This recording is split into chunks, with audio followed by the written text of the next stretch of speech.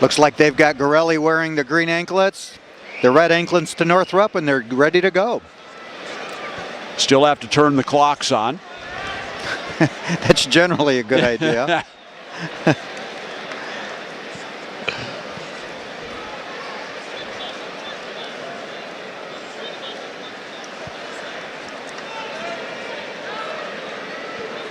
And we'll bring them over to the table once again. 3 mats going here for the finals. Of course, you can watch. You can also watch the AA and the A finals by going to those mats on IHSA TV. And final instructions here. Runners to the head table, please. Runners to the head table, please. Well, we've got 2 terrific young wrestlers here with a combination of almost 100 wins between the 2 of them. Gorelli from Fenwick is a junior. You don't see too many of the upperclassmen at this weight class, but he is a junior. He's still got room to grow, of course, and Northrop is a sophomore. So as many talented freshmen as there were in this weight class, and there tends to be every year, they did get weeded out this year on the way to the finals.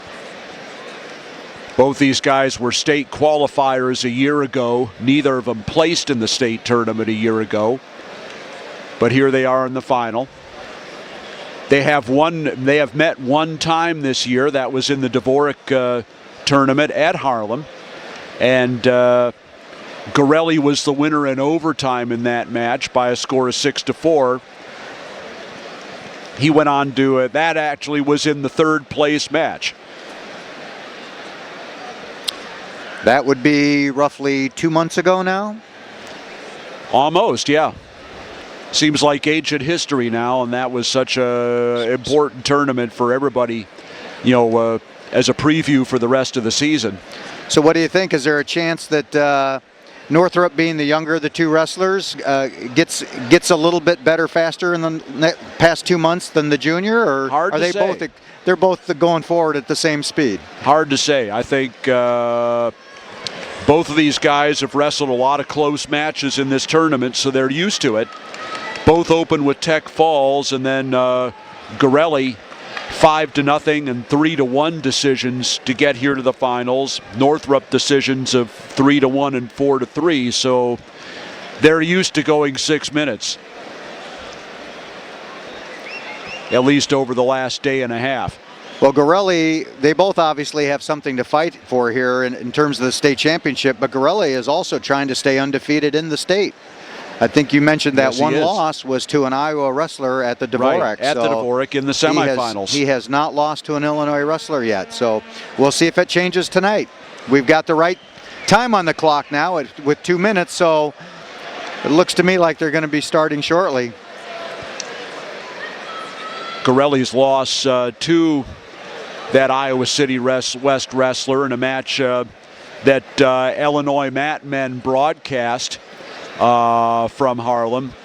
That was in the semifinals, and then Laux advanced to the finals where he lost to one of the wrestlers in our AA final in the title match, Johnny Jimenez of Marmion. That Dvorak's quite a tournament, isn't it? It really is. And Jimenez, of course, a wrestler you can see if you click over to the AA mat. Well, we might still be a little bit yet, because even though we have the clock ready to go on mat 3 for the 3A finals, they're still adjusting the clock on mat 2, and they're still trying to turn They're still trying to turn the clock on for mat 1. Looks like they're thinking about starting the 3A match anyway. That clock is set. Those little things that interfere with a trouble-free start of a finals. Now they've got the AA clock set, and still working on that A clock. Well, this is, I never had the privilege or the problem of being the first weight when I wrestled, and I'm glad of it, because when you're ready to go, you want to go, and having these kinds of delays can drive you crazy. All 3 clocks are set. Now they're just working on getting the bouts out. And the natives are getting restless as well. Boy, are they ever. Well, now they're trying to get out the award stands and all that. I think the people here are ready to see some wrestling. And I think Gorelli and Northrop are getting ready to see some wrestling too. From Richmond, Burton, Cameron Kennedy. His opponent, Johnny Jimenez from Marnia. On mat 3, class 3A. From Fenwick, Matt Gorelli, a junior. His opponent, Jordan North of Barlow, was a sophomore. Let's wrestle. And at long last, we're underway. On mat 1, Dakota, Josh Alver wearing the red badge.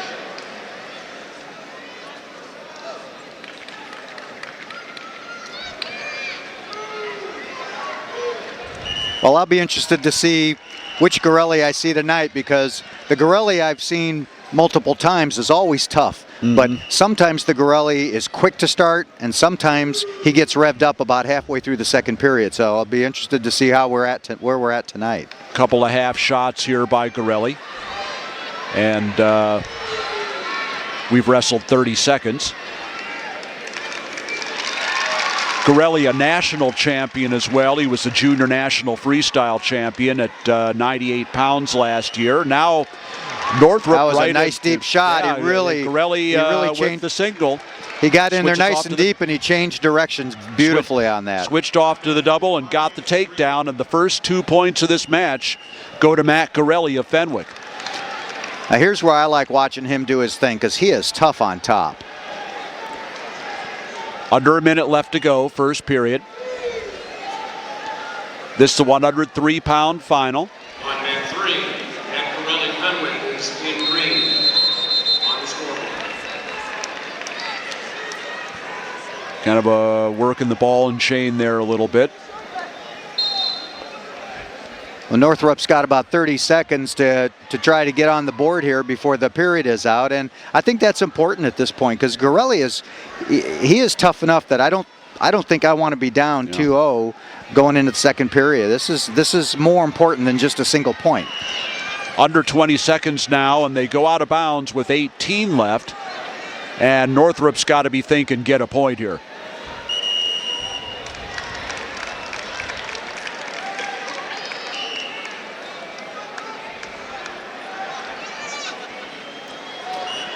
Oh, they're counting back points. I don't know if he got 2 in or not. 2-on-1 they tilt started there the count for Gorelli. Oh boy, did he change directions on that. 2-1. He's got Wow. 2 for sure. Got 2. 4-0 for Gorelli. That was a nice job of, not only did he change directions nicely on his takedown, but he changed directions nicely on that tilt.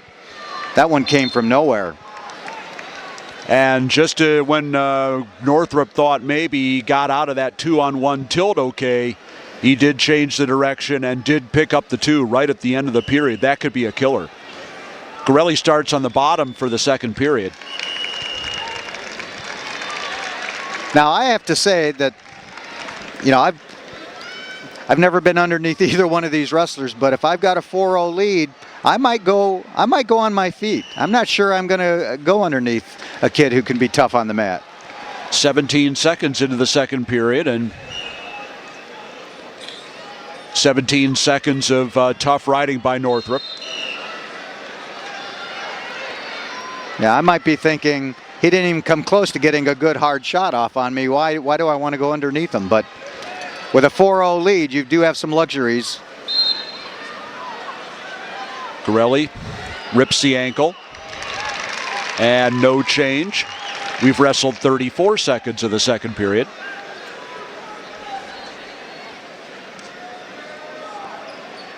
And now, okay, Northrop knows he needs to do more than just hang on. Yeah. So here we go. figures he's not going to get a turn, so let's try another way. It's now 5-0. Well, he's got a little over a minute to try and get some traditional takedowns, and if he doesn't, we're going to see if he can throw in the third period. That was there by Gorelli, and now switches off to the head and near leg. They go off the edge. There are 59 seconds left in the second period. Well, just as we said, we're going to see if Gorelli has some good traditional shots. It was, Northrop, it was Gorelli that got the good shot off. Yeah, he kind of caught Northrop pushing him into him there. Northrop hasn't even come close to Gorelli's legs yet. Gorelli's doing a good job of keeping low and keeping his legs back. 38 seconds left in the second period as a stalemate is called.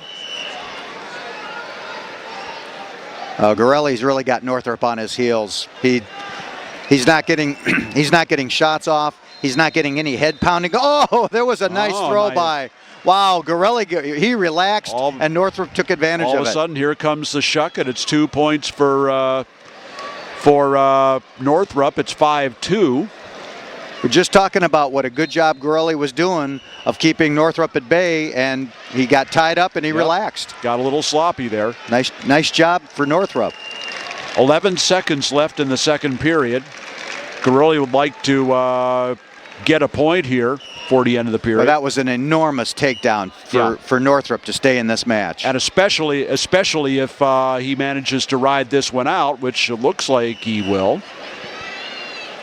The roll takes him out of bounds. Okay, we've got a third period coming up with it, and it's a match. That's a period where Northrop will have his choice. So 5-2 now is the score. And Cal Ferry says, you're going down. Well, he's an escape and a takedown from tying up. The question is, can he escape? Because Gorelli is tough on top. Third period action, as you can see. Man, that's a dangerous call. I mean, Gorelli's already tilted him once. I guess if you're the coach, you have to say, what are the odds of taking Gorelli down 2 or 3 more times? So, yeah, I guess you've got to play the odds that you can get out from him once and then take him down. Yeah, Gorelli's battle tested. So you're trying to select the shortest distance between 2 points in terms of getting into this match. Well, Gorelli's being really smart right now because he's got a lot of pressure on that arm, but he never took it up so high that the ref would stop it and call potentially dangerous. He did a really good job of staying aggressive and chewing up time with that position. The stalemate with 1:22 to go. And a caution against Northrop.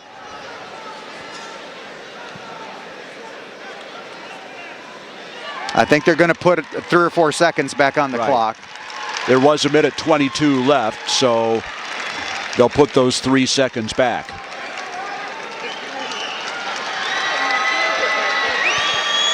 Nice job by Northrop Northrop's to get awfully to his feet. close to that escape that he has to have. Didn't stop the first move, but he stopped the second, and he brought him back down. Well, Gorelli's back in that. He's back in that arm lever, head in the armpit position again, and now he's switched off. Now under a minute left to go.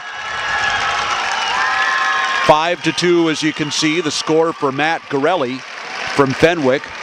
Been ranked #1 all season. Well, both of these wrestlers got here with some very close, very controlled matches, so we're seeing more of the same. Now under 40 seconds left to go, and a stall warning against Northrop. Well, Northrop was just looking up at the ref saying, gosh, aren't you going to call the guy on top of me for stalling? And the ref just called the underneath guy for stalling. So, man, what you see and what you feel is in the eye of the beholder in this case. I'm guessing fans from both schools think that call should have been. Now under 15 seconds to go. And Matt Gorelli just 10 seconds away from a state championship, the first one of these 3A championships. 2-1, and by a score of 5-2, Matt Gorelli of Fenwick is your state champion at 103. From Fenwick, Matt Gorelli. That was a great, tough job that he did, and he kept things under control the whole time. That was really workmanlike. #1 against #2 at this weight, and they showed why. It was a good match. Now we go to 112 pounds. And in the black and gold, Sebastian Peak of Hinsdale South. And in the blue and gold is Trayvon Zabala of Joliet Central. Both these guys are sophomores. Green bands, Trayvon Zabala. His opponent from Hinsdale South, wearing the red bands, Sebastian Piquet. All right, so Rob, we've got we're hearing his last name two different ways. Do you have do we have a third party No. weigh in on that? Well, Zabala has done a wonderful job getting to the finals in this Yeah, he weight absolutely class. has. He came in ranked roughly 12th. I mean, basically one of your last rankings until you go to the honorable mention category, and he's just had the tournament of his life so far. PK lost in his team's very first event of the year at the Wheaton Warrenville South tournament to Angelo San Juan of Glen Bard East. That's his only loss of the year. He hasn't lost in 3 months. And it's interesting, both of these wrestlers have a loss to San Juan, who was a state qualifier here, and also a win over him. So not too much we can tell from that. And they're both sophomores, and they're both from schools that haven't had a lot of kids in the finals in the last couple of years. I mean, this is really and both state qualifiers a year ago. It's great to see schools, reinvigorated with finalists. It's wonderful to see, and these two, both as sophomores, are really evenly matched. Yeah, it's really, and it's good to see. Of course, the Joliet Township split back into the two separate independent athletic programs this year, and both schools wound up with state place winners here. And Central actually had a 2-to-1 edge in that area, and including Zabala here, who's in the finals.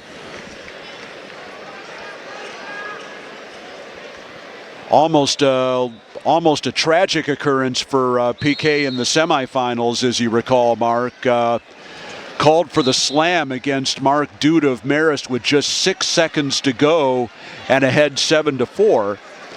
And, Duda used all of his 2 minutes of recovery time, but in a real show of class, the Marist coaching staff did not allow him to, accept what would have been a possible DQ.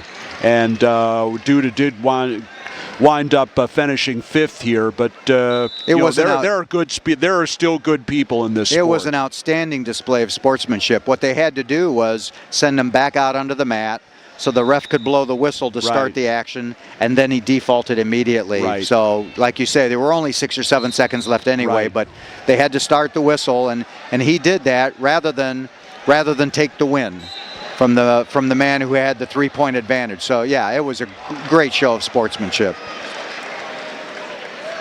Well, in fact, what's odd, we're talking about how similar these two guys are, both in terms of where they're coming from, and they're sophomores. They both got to the finals because of injury disqualification. Yeah, no kidding. Piquet had the injury that happened with Duda, and Zabala beat the number 1 ranked kid, Nick Fontanetta.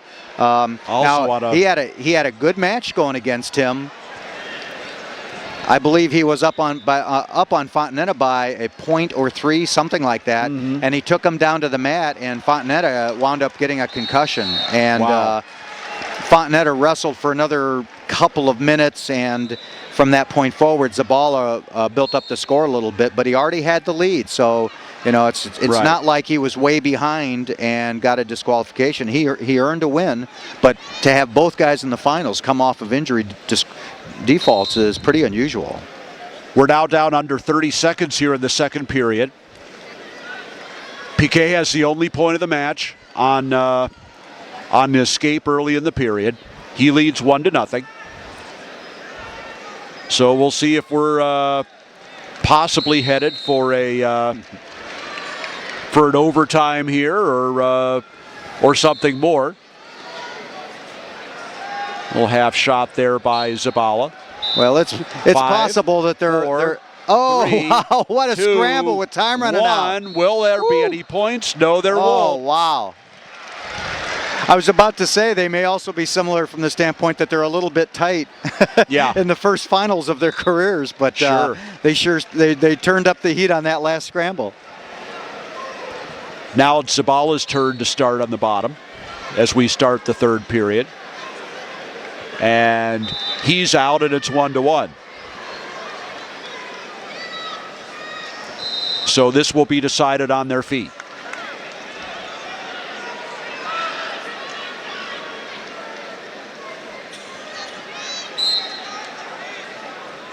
Well, these are both two really good athletes. What they'll be able to learn from going forward is to incorporate more in the way of setups into their shots, because they both understand their sport, they understand positioning, they're quick, they're athletic.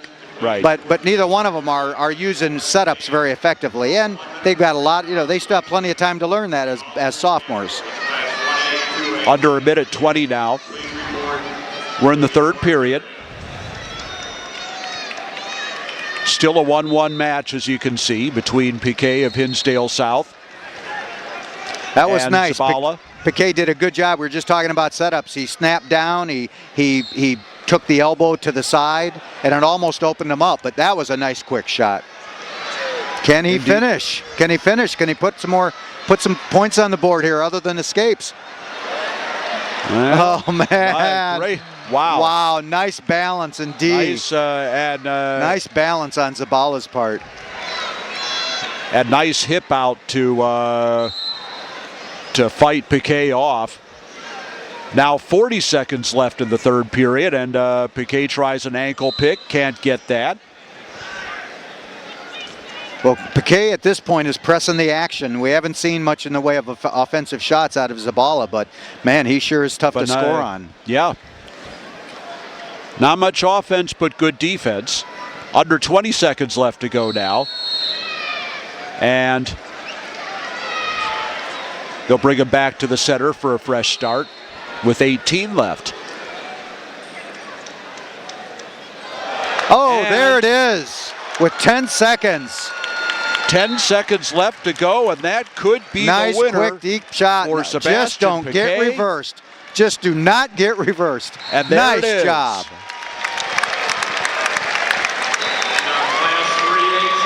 Deep high double there, and Zabala bailed out, gave out the takedown with 10 seconds left to go. And you know what? Piquet was the guy pushing the action offensively yes, in that third period, and it paid off for him. He got rewarded. Nice job. About a 40-match winning streak to close the season. He hasn't lost in a while, and he wins all the way to the state championship here at 112. Elmore is in the white. Spraggins is in the maroon.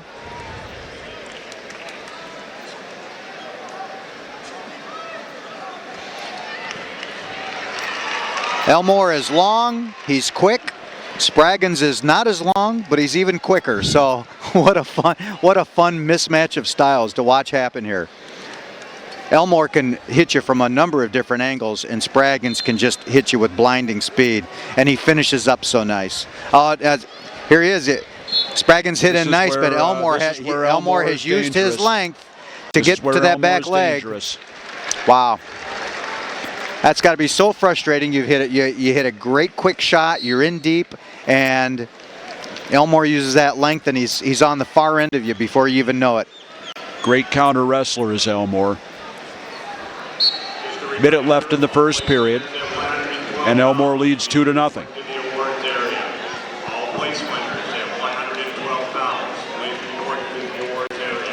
Well, we are going to see, if we haven't seen it already earlier in the tournament, we're going to see how Spraggins handles the legs.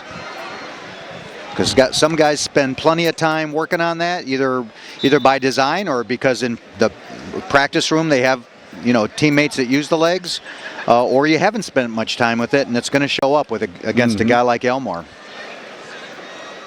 50 seconds left in the first period now. Elmore trying to work some kind of a power half type combination here. Got the legs in. Trying to work it from the left side. Now down to 30 seconds. Well, I'd have to say at this point that Spraggins is in trouble because it doesn't look like he has a sense of where to go from underneath there, and that's trouble when you have somebody as tough as Elmore on top of you and you don't know how to handle that particular action that he's using. 23 seconds left in the first period and a stalemate is called. Well, he's going to have to use that quickness to pop up. He cannot afford to stay down on that mat for even a second and a half. Yeah, Elmore had him completely broken down in that last sequence, although a good job of getting up. Wow, that was, I tell you, that was some nice tenacity on Elmore's part because there was a lot of twisting pressure going on there. I don't know how he managed to hang on to that and come up with it and not get hit for stalling. Nice explosion off the bottom by Spraggins. That's exactly. He needs to keep doing exactly that. Because if he stays down on the mat, he's going to be in. That's not the direction he wanted to go. He shifted right. He just needs to explode straight up. Under 10 seconds left to go now. And Elmore back in that position he likes, and a stall warning against Spraggins now. Yeah, that's tough. The ref's got a job to do, and I'm not going to criticize him because the ref sees what's going on up closer than any of us. But when you're underneath there and you have a guy ripping on you and he's good with it, there's not too many places to go. Yeah. First period is over. The choice goes to Spraggins, and we have a blood time stoppage here. 2-0 the score in favor of Elmore.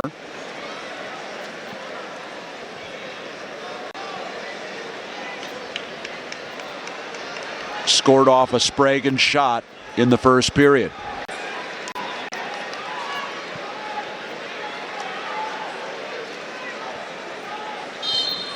Well, the best thing that can happen to Spraggins here right now, I think, is to get the coin flip, call neutral, and get a takedown.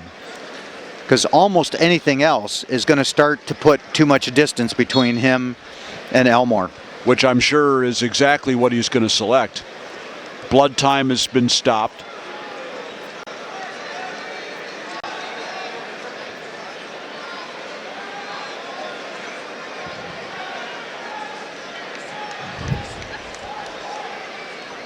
Okay, it looks like we're getting ready to restart here.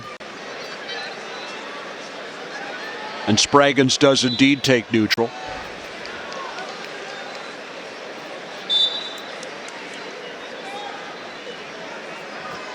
And we're underway with second period action.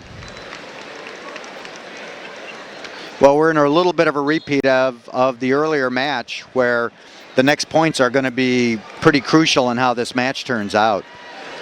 I mean, even though Spraggins is so explosive, Elmore, his style is just really hard to come back on if you're down 4 or 5 points.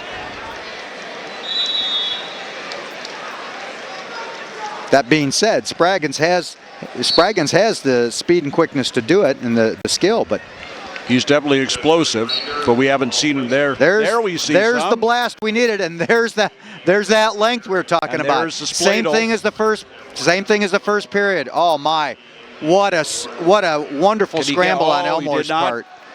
Unable to get both feet down in bounds was Elmore. Spraggins did a great job of keeping that from turning into 2 before the out of bounds was called. Right. And now looks like more blood time. 1:08 left to go here in the second period. Well, that was just about the match for Spraggins because he was in really deep, in position to score.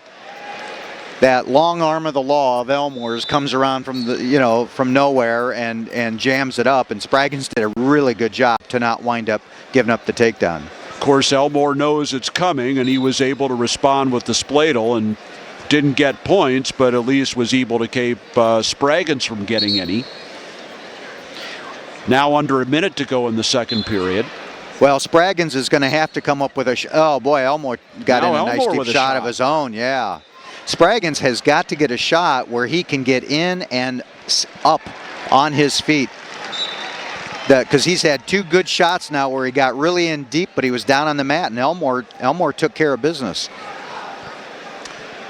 45 seconds left in the period.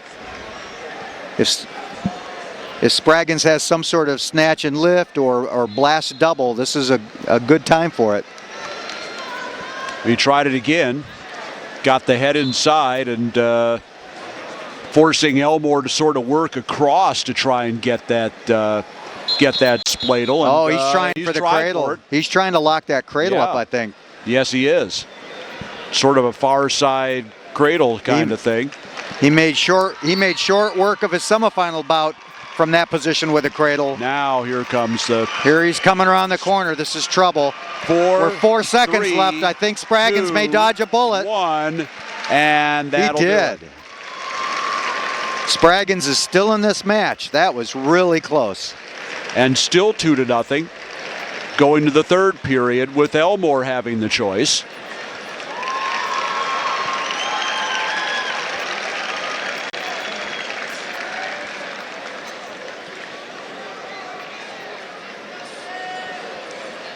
And he'll choose down.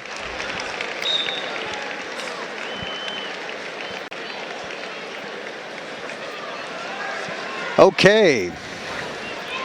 Well, Spraggins has his work cut out for him because he needs 2 takedowns in this period, or he needs a takedown to the back. 3rd period.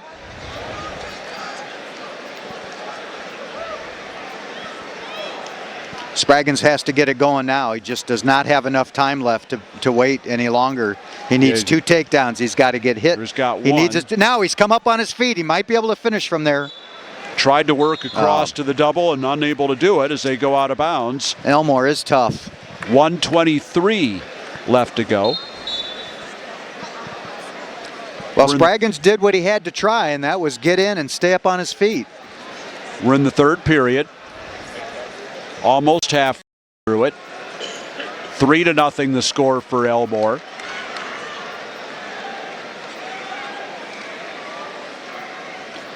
Well, Elmore can play it pretty cautiously at this point. Has to stay in bounds, though. Has to circle back in here. Yeah, they're trying to. They'll hit him pretty soon here. Yes, there it is. Each wrestler with a stall warning now. Individual weight class champions are to stay in uniform and report following the They come back to the center with 44 Elmore just needs a couple of decent shots. He doesn't need to take long shots and get overextended. He just needs to take a couple of decent mid-range shots exactly like that one, and that keeps him out of trouble with the referee and for stalling. Now under 30 seconds to go. There's Spraggins trying to hit a throw. But again, we said he was going to have 2 takedowns, or he was going to have some sort of takedown or throw, takedown or scramble. Under 20 seconds now. That's a nice place for Elmore to waste the next 15 seconds. If he can get his leg free, he could get 2 out of this, but Spraggins now is out of bounds. Well, Spraggins has 2 more years after this. He's a sophomore. He's got 2 more years after this, but Elmore is going to win this match in his last try as a senior. What a way to go out. 7 seconds left to go. And just a wild race across the circle by Spraggins. Won't get it.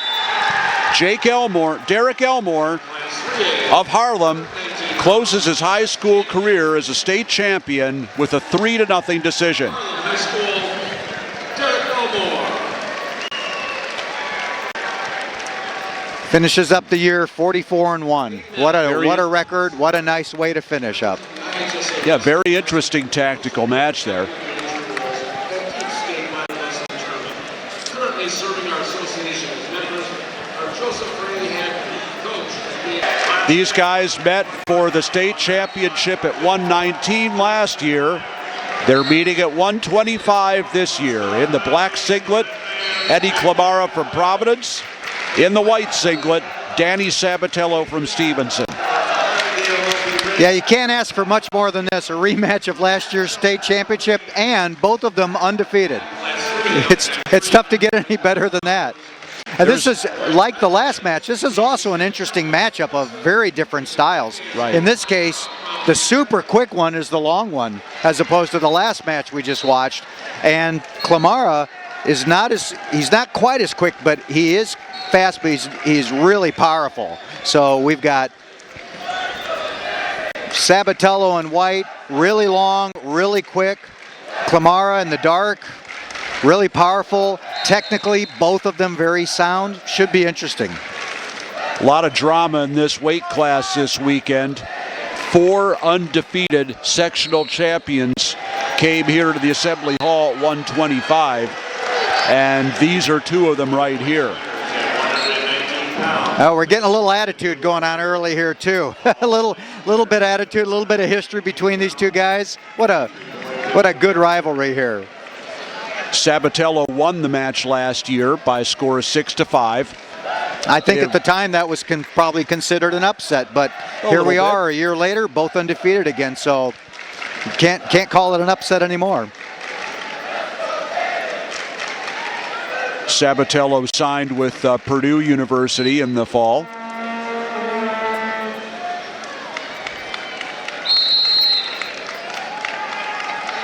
Yeah, he'll be doing his college wrestling just about probably an hour's drive from here.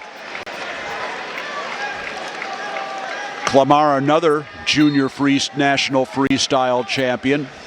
Had a lot of sophomores do that last year. Klamara's a junior this year. Sabatello, of course, a senior. Well, you can certainly tell, oh, okay, he jumped the gun on that one. Sabatello loves that quick shot right off the whistle. He's used it really effectively against some very talented wrestlers, and but that one he caught just a little too quick. But you can tell these two are really familiar with each other because both of them are staying away from the things that their opponent has scored with early in their other matches. Sabatello scored a lot of early points with those quick shots. Can't do it here. Klamara is doing some real nice stuff, coming under and coming off elbows and snagging legs. He's not able to do it on Sabatello. So these guys know each other. Choice went to Sabatello. I'm not sure why he deferred in a scoreless match, but he did, and Klamara starts down.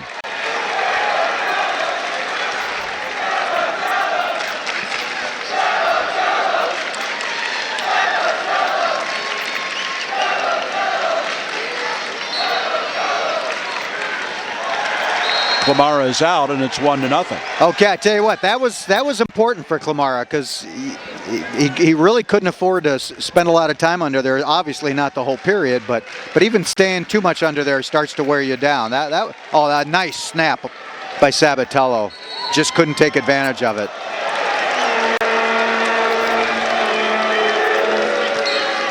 One to nothing on the Klamara escape. Man, this is truly a battle.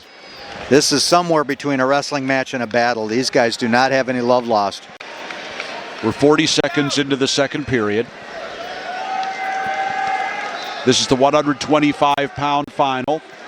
These guys met each other in the 119-pound final last year. That's about the deepest shot we've seen so far from either guy. They're really avoiding each other's strengths right now. They're both wrestling really good tactical matches. And a stalemate is called with 57 seconds left in the second period.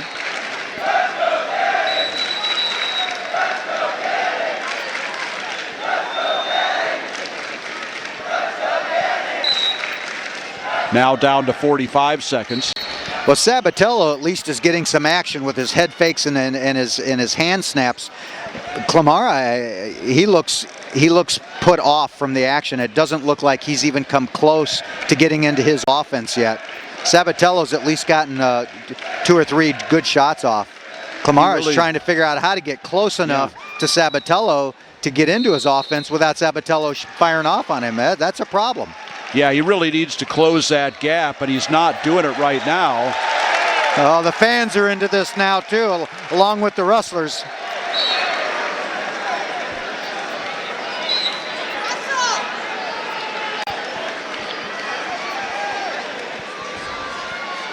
Well, it looks like he's going to be. 7 seconds left in the second period. And fair amount of action for no points.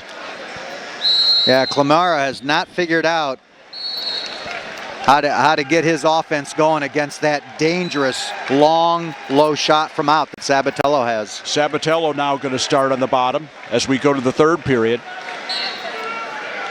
An escape would tie it, and he's got it. 1-1. Well, somewhere in the next 3 minutes, a takedown is going to have to happen for this match to end. We have 1:45 of regulation, and oh boy, he timed that perfectly. Klimara timed that perfectly. First time he's managed to get in deep on Sabatello, and he was able to finish. Sabatello took a fake, he stepped forward slightly, and Klimara was right in on that leg as it came down. Perfect timing on Klimara's part. Now 3-1. They come back to the center with 1:26 left to go. I think he's going to cut him loose before he risks a reversal. You're not going to see Klimara try anything on top with a long, lanky wrestler like Sabatello. Klimara's problem now is getting through the next minute, 15 seconds without getting warned or hit for stalling. Because he is not going to want to take another shot unless Sabatello really comes at him hard, which he's going to have to do shortly. Now Sabatello trying to press the offense, takes him out of bounds. 58 seconds left to go. There's a second caution. That first caution is really important now because that second one has to slow Sabatello down on that whistle. He can't afford a third caution because that turns into a point.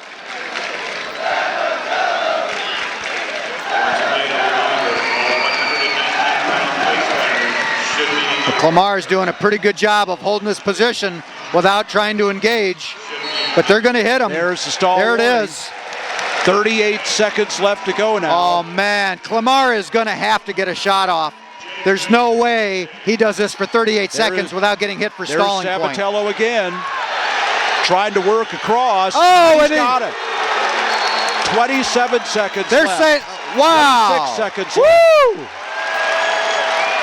What a championship shot.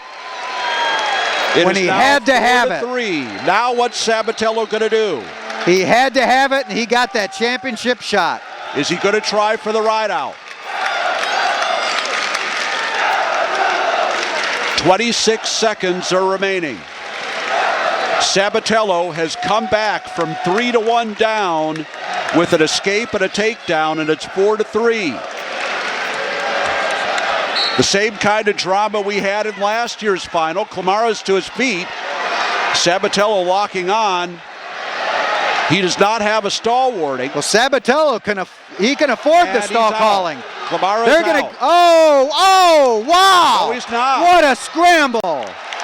Somehow he kept the whizzer in and avoided giving up the escape. That was some scramble on Sabatello's part. 9 seconds are all that remains.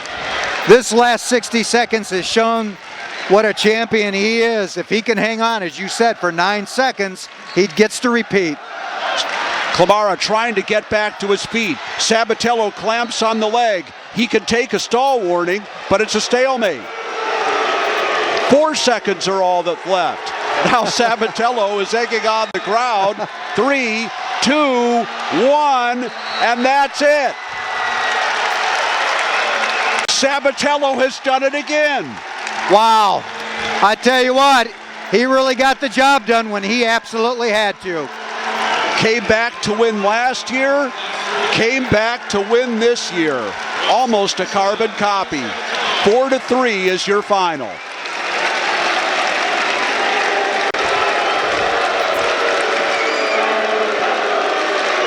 How about that?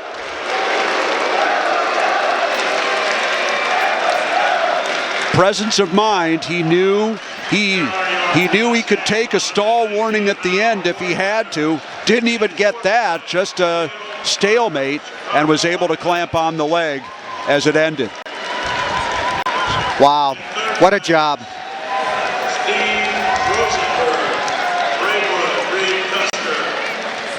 Well, Klimara had one really good shot in that match, and he scored with it.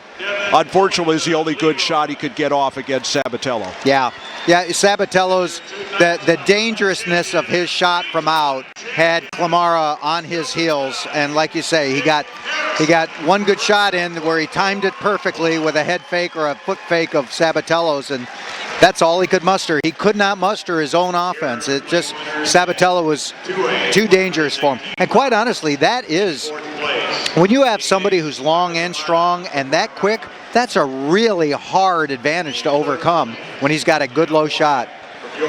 And the crowd is really getting into these matches. It's a lot of fun to see.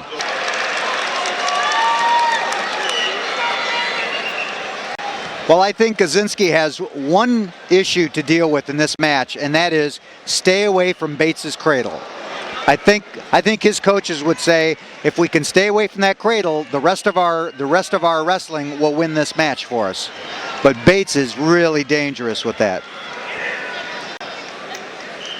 If things hold true to form on Tuesday, good chance that these two could meet again next Saturday in the duels, because Lions could meet Glenbard North in the quarterfinal round next Saturday at the U.S. Silver That's Coliseum. an interesting preview so what for will a they match do with it their could be. lineups?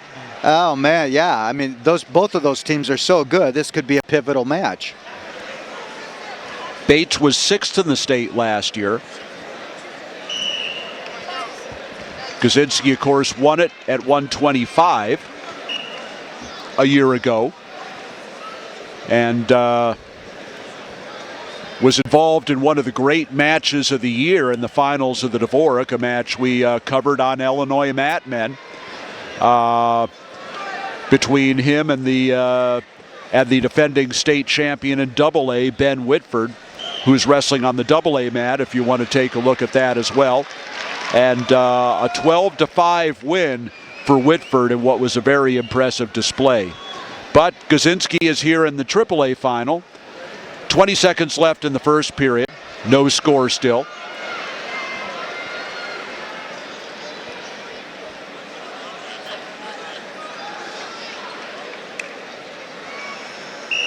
Well, I didn't expect quite this much feeling out from these two wrestlers. I thought we'd see a little bit more early firepower, but we just got through the first period. No score. Here we go.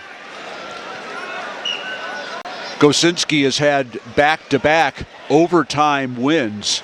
He hasn't gotten a takedown since a regulation takedown since his opening match, but they were wins nonetheless. He'll start the second period on top. Bates trying to be the first one to score. Now, I will give Gazinski this. He had two close matches leading up to this finals, but the way the brackets were stacked, those were tough kids. Yeah. You know, he had Zabel second match. He was ranked 5th in the state roughly. Then he had Raditz, who ranked 7th, beat the number 3 ranked kid to get there. So that side of the quarters and half a bracket was pretty loaded. So right. A lot of pretty solid kids in that bracket at 130. Actually on both sides, with 3 decisions by Bates to get there. And a warning for stalling now against Bates as Gazinski out to the side, riding crossbody on him. Well, it looks like Bates is worried about his cradle just as much as I was thinking Gazinski would be. Now down to 50 seconds left in the second period, and Gazinski hoping maybe for the ride out here. Well, I was not expecting a first period scoreless, and I certainly wasn't expecting a second period scoreless. But considering, like you say, he's won 2 low-scoring overtime matches, I guess that's not terribly surprising. He's got that cradle locked up. I don't know if he has the cradle locked up. I don't know if he's going to be able to take it backwards. Can he keep there it he goes. Oh, look at Bates. Is he in trouble, or is he going to score with it? Well, oh man! If he keeps the hands locked, he's okay. Oh, he's going to be very fortunate to get through these 10 seconds. 7 seconds left in the period. One of these two guys wants some points out of this position. 3, 2, 1. Bates breaks the hands, but he's not able to get out. Wow. And boy, that was that was nervous time for any Glenbard North fan. But Gazinski there was a lot going on there for 0 points. Gazinski was able to hold on to the lock and therefore not give up control of the situation. And by the time he did give up control of the lock, he was out of danger. Man, he must have an incredible grip because he was not in a position to maintain that cradle, but he did. So now Gazinski is out. It's 1-0. That's the first point of the match. We've just started the third period. We're at 1:30 here on the AAA mat from the Assembly Hall in Champaign. With Mark Massery, I'm Rob Sherrill, and remember, you'll be seeing interviews with Andre Morgan from the AAA mat as well. So Andre does a great job with those.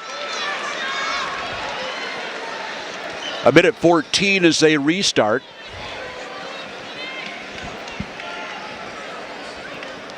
Okay, so the question is, can Gazinski get through this last minute without getting hit for stalling?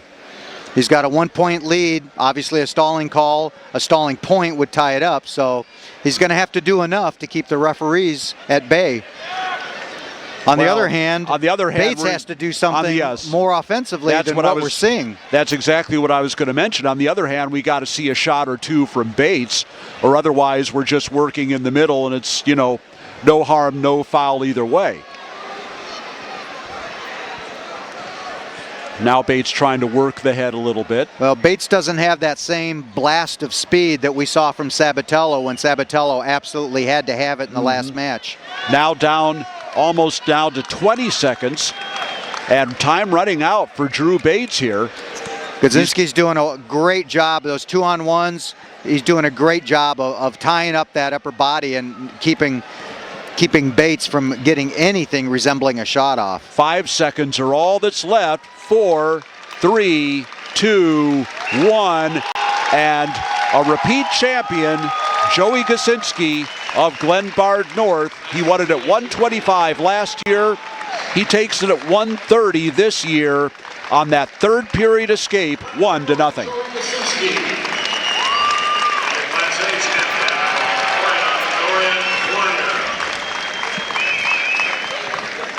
Nervous moment at the end of the second period there, Mark, but he was able to get through it. That was the turn of the match right there, because Gazinski got himself in a bad position and somehow had to strengthen that grip to maintain that cradle until the last couple of seconds of that period, and then still not give up the reversal. Right. And not result in a loss of control situation or anything worse. But he is your state champion at 130. But it is so dominated by Apple Valley High School. There is a big disparity there, which I think is potentially a problem with, kids from schools with 150 enrollment having to wrestle Apple Valley kids. But, that's not an argument for me to solve. We'll have to see how they try to solve it. Anyway, we're at 135. Here we go. And in the white singlet, this is Kyle Langendorfer from Lincoln Way East, a sophomore, 6th in the state last year. He's going against Mike Toger of Providence. Both these guys out of the very tough Granite City sectional. That weight class was a bear at that sectional. 135 was. Colin Holler of Sandburg. This is going to be 1, 2, 3 out of that Granite City sectional, with these two guys and Holler finishing third. So well, this is what's kind of interesting here is the last two matches we've talked about the difference in styles: long, quick, short, powerful, fast. Here we've got two guys that are very similar to each other. I mean, They are both really technically sound and tough to score on. So this will be interesting to change of pace from the last two matches. Now we've got two guys that are similar to each other. Nice outside shot by Toger there. Oh man, the defenses these guys have are really something. Topher is one tough senior, and to see the mat savvy and scrambling out of Langendorfer as a sophomore is really impressive. I mean, These two wrestlers did not meet during the regular season. Toger is one tough kid, and he was in deep on that leg. I don't know how you counter out of that. Even though they're from roughly the same area. Nah, that one he's had the whizzer in, but he gave it. He got the leg in. He got the leg in. They might have given it just a fraction too soon, but they would have given it in any case. So, Toger, who had a nice shot and couldn't finish before, finishes this one, and it's 2-0. 22 seconds left in the first period on the restart. Well, he got to finish it with something that a lot of coaches will tell their kids not to do, and that is step over the. But I tell you what, he stepped over and he sunk that spur in quick. He got that heel. He sunk that in fast. Langendorfer to his feet. Toger brings him back down. Now down to 10 seconds left in the period. Langendorfer on his feet again, and they go out of bounds. 7 seconds is what Langendorfer will have to try and get a point.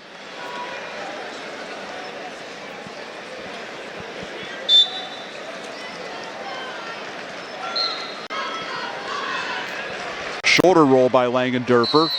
Reaches back for the head and misses it. Almost out, but not able to break the lock, and it's 2-0 as we go to the second. But Toger was a little bit fortunate there because Langendorfer was on his feet for close to 5 seconds, and that's about the amount of time the refs give you to take a guy back down to the mat. Right. So he was a little bit fortunate the time ran out before he got hit with a stalling warning, because that might come in important later on in this match. This time he does let Langendorfer go. It's 2-1. Bell kind of saved Toger on that at the end of the first period. Now it's 2-1.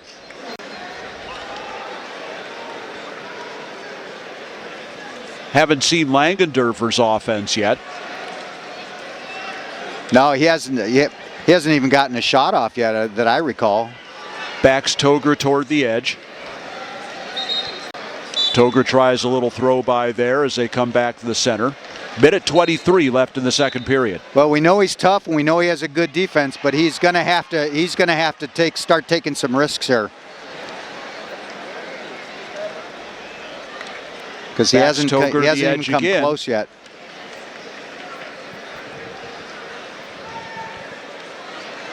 How many more backups will they give Toger before they hit him? I'd say 2 tops. Toger knows how to wrestle with the lead, that's for sure. He is tough, he is savvy in there.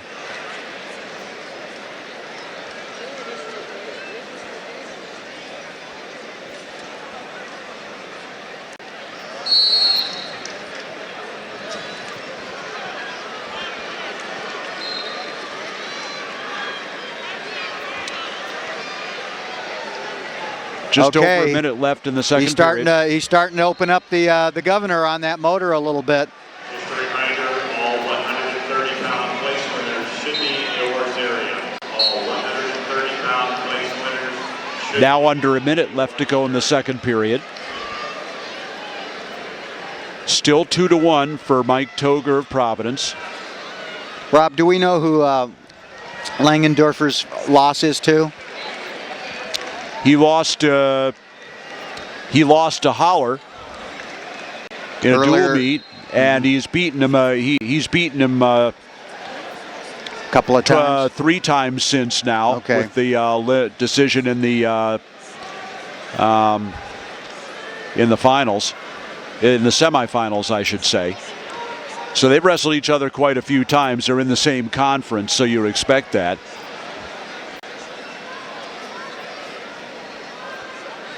Well, the Southwest Suburban, which well represented here in the at the state meet. Langendorfer has not figured out how to get a shot off on. He's in trouble. Well, he scrambles well, but he just can't get any offense started. He tries to crowd him. The second period is over. And Toger, who leads 2-1, will start on the bottom.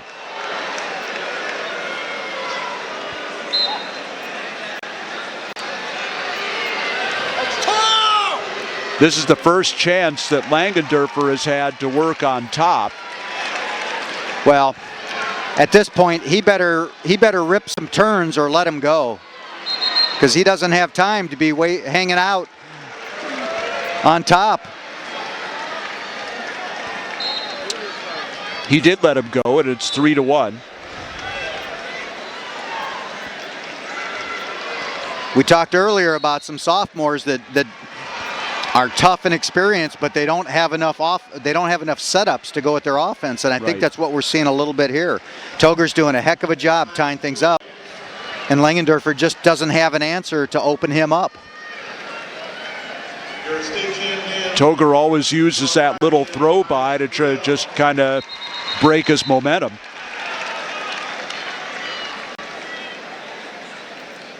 Well, they're telling him, okay, I don't see a formal warning by the ref, but the ref did tell him to stop using his straight arm, his overhook straight arm, to stop using it for a block.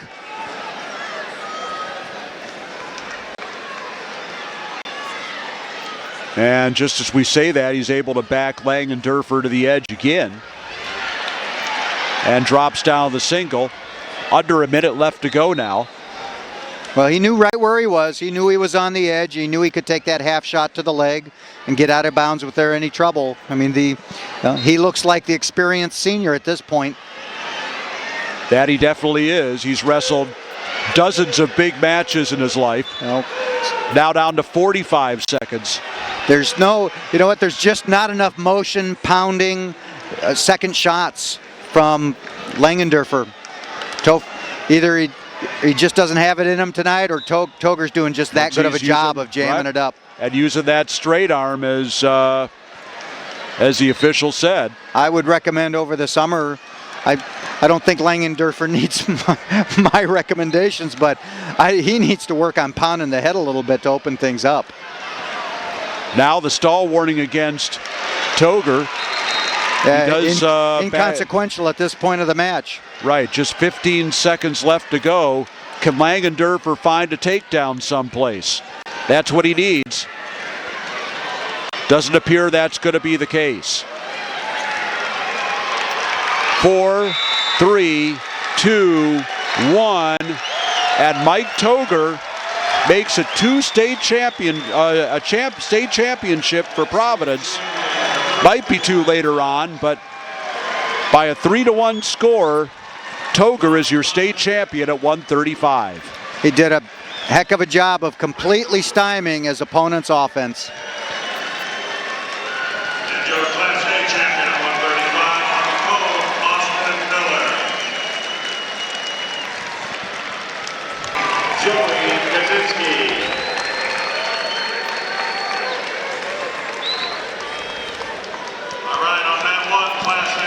We go now to 140 pounds, and could ask for a better matchup than this. Two-time state place winner Luke Smith of Wheeling, wearing the white singlet and wearing the black and gold of Glenbard North, is a sophomore, Brian Murphy. He was third in the state last year. And in Class 3A at 140 pounds on band 3, wearing the red bands from Wheeling, Luke Smith. His opponents wearing the green bands from Glenbard North, Brian Murphy.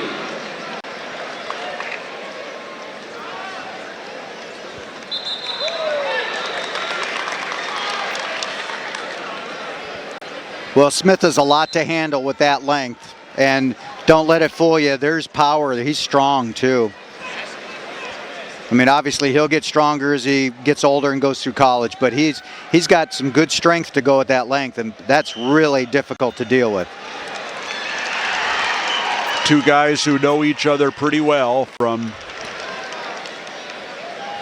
Well, Murphy's just a sophomore, and he placed last year. I believe he was third or fourth, correct? Third in the state. As a freshman. Cadet National Freestyle Champion last summer.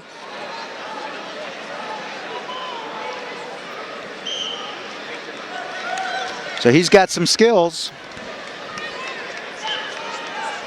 He had a heck of a match in the semifinals. Murphy came in ranked about third in the state, and in the semifinals he wrestled Blaze Butler from Rockford, who is ranked second in the state, and just had an outstanding overtime win over Butler. It was a heck of a match.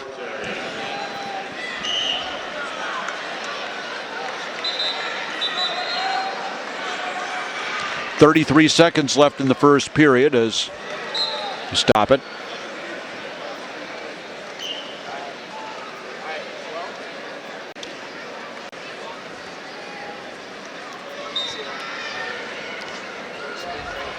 Well, Smith got one decent shot off as they were heading out of bounds, and Murphy's gotten a couple of half shots off, so they're definitely still filling each other out. Final 10 seconds of the first period. Looking like it will be a scoreless one. And quite honestly, if I'm Smith, I'm okay waiting until the second and third period and see how that match goes down on the mat, because he is so tough down there that a scoreless first period isn't a big deal to him. Murphy wins the toss, and he'll start down.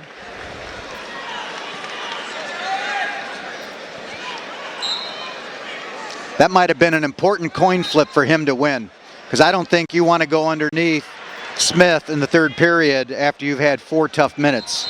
Yeah, maybe not. Potentially dangerous. I think that was a pretty important coin flip for him to win and get under right now while he's still fresh. You could very well be right. All individual weight class champions, please stay in uniform and report following the 285. Okay, they're cautioning Smith. They're saying he jumped, or he lined up incorrectly, one of the two. So that's one caution on Smith.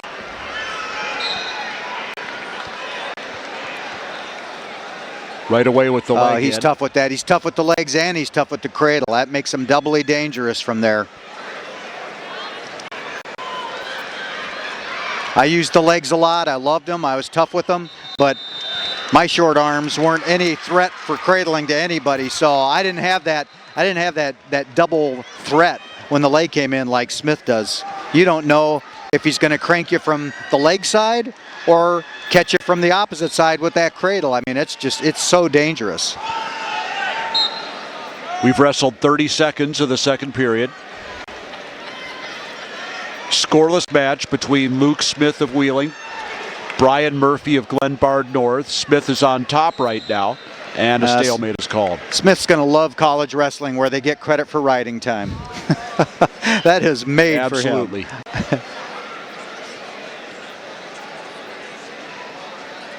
And they call back points quicker and the whole ball of wax.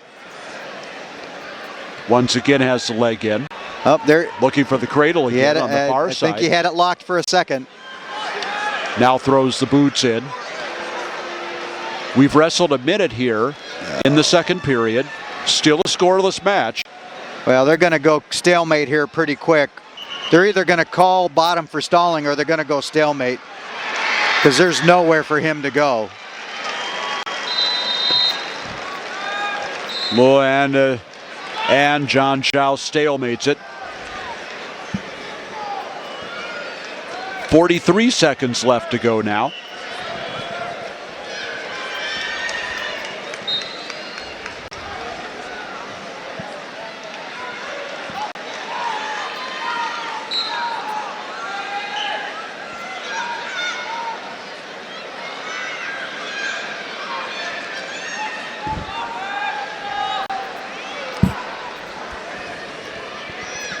Well, I'm not picking sides here, but gosh, I feel bad for the guy underneath here. that's just no fun under there. There's just nowhere to go safely. I got a feel for him, even though I'm not rooting for either guy. Smith so far has not made any mistakes on the top. He got you recall he got reversed twice by Argueta of Sandburg. Well, now he's locked underneath the crotch. I mean, Murphy has to be concerned about falling backwards and getting taken to his back. Now a stall warning against Smith. But the second period is over and Smith has the ride out. And he'll go down now. Well, normally they don't call a guy for stalling there unless they feel like he put the legs in after the guy came up to his feet. So that must be what the refs felt happened. Now we have a point. Smith leads 1-0.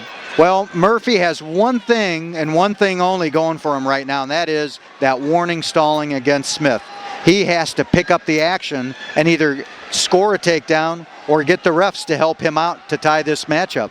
I mean, that's all he's got right now. He's got to start pressing the action.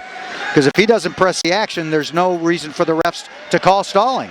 And as we say that, it's Smith in on the low single. Trying to turn the corner with it. Trying to work across. Murphy's doing a good job of trying to work it to the edge to get it off. Smith's trying to do just the opposite and pull it back center. Smith tried to waste a little time Well, here. He's doing two things. Oh, there he goes. He's wasting time and he's pulling him back to the center. That was a twofer and he scores. That was a threefer. 3-0 now is the score for Luke Smith. And we haven't seen any of the sloppiness from him that we saw in that semifinal match where he got reversed twice trying to force the action on top. No, he's been very disciplined here. Now it's time for Green to get a caution. Each man with a starting caution now. 1:12 left to go here in regulation. One caution apiece for starting and one stall warning on top for Smith. So now we have to see if he's going to do something a little bit different since he got warned for stalling on top. Although with a 3-point lead, he can certainly take another one. He goes cross body here. Now down to 50 seconds left to go. Oh boy. And got the boots in. Trying to work that power half on the left side. Well, they're worried about that shoulder, but he's going over. And there's the points. He got 2 out of it. 3 on the near fall for Smith. This has been an all-world. Oh, here he goes. Luke Smith. He just went back. He went back to the same well. 6-0 now. Under 20 seconds to go. Luke Smith has wrestled the third period of his life in this match. He's wrestled a super well-disciplined match, and he has a major decision to show for it. Nicely done. All 8 points came in the third period. An escape, a takedown, 2 tilts, and Luke Smith, third as a sophomore, second as a junior, gets the job done as a senior with an 8-0 major decision. And earlier in this match, we talked about how you don't want to be underneath Smith in the third period when you're fatigued. That's what you see. That's just what we saw happen. Not the place to be. So different from what we saw from Smith in that semifinal. He was completely in command in this match.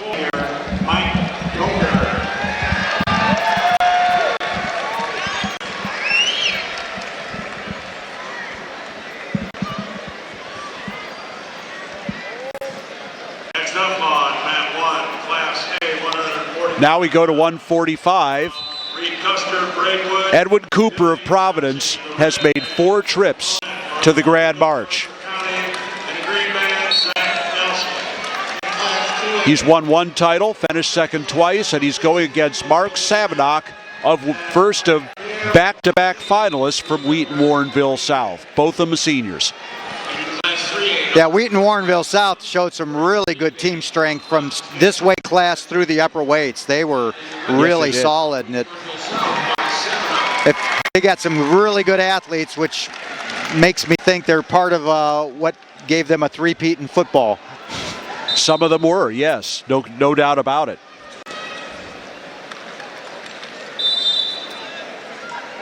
Cooper, of course, last year dominated in a state final like we've never seen Cooper dominated by Keith Serber of O'Fallon, who's now at Nebraska, and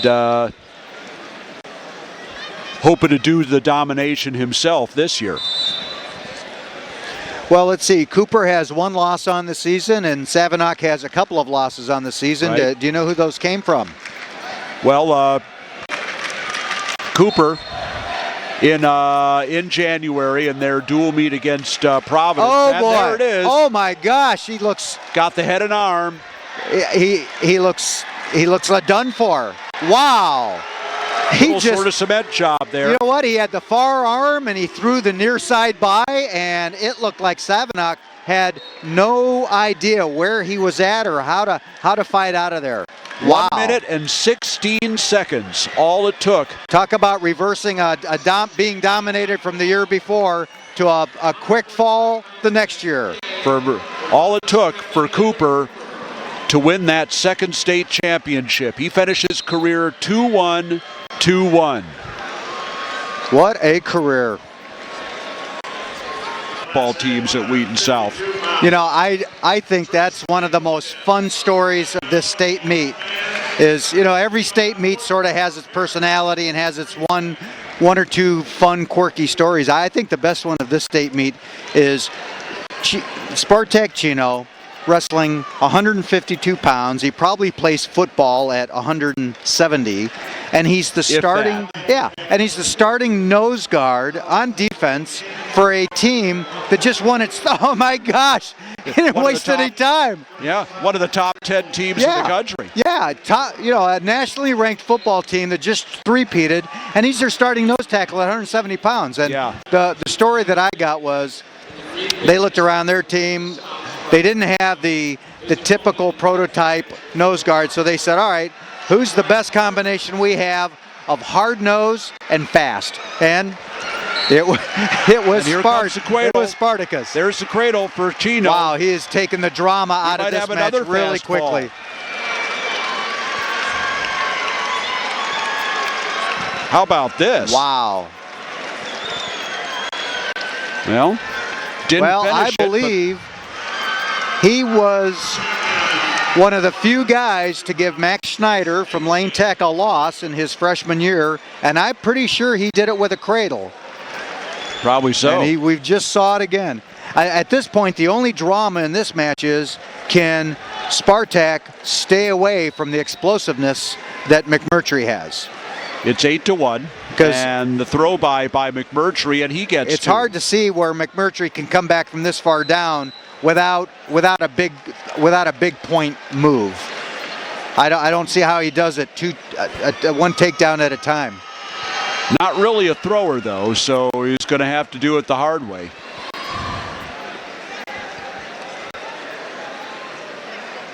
Yeah, 15 seconds left in the first period. Yeah, it's awfully hard to be as offensive as he's going to have to be when you've already been lifted up into the air and plopped onto the mat like he was. But I tell you what, I give him credit. He's just gotten in deep for the second time in a row. Oh, and he almost got stepped over on there. First period is over, and pretty entertaining and action-filled first period, and the score reflects it. We've just seen the last 4 matches, offensives. We've just seen all 4 first periods condensed into this one first period. That was a lot of fun action. So McMurtry has been taken down and he's been cradled twice, but he's still in the match. Place winners should be in the awards area. He starts on the bottom. Yeah, the fact that he's an escape and a takedown from really being back in this match is pretty remarkable. But Chino's got a little something to say about this as well. Switches off to the double, brings him back down for a minute. We've wrestled 25 seconds in the second period.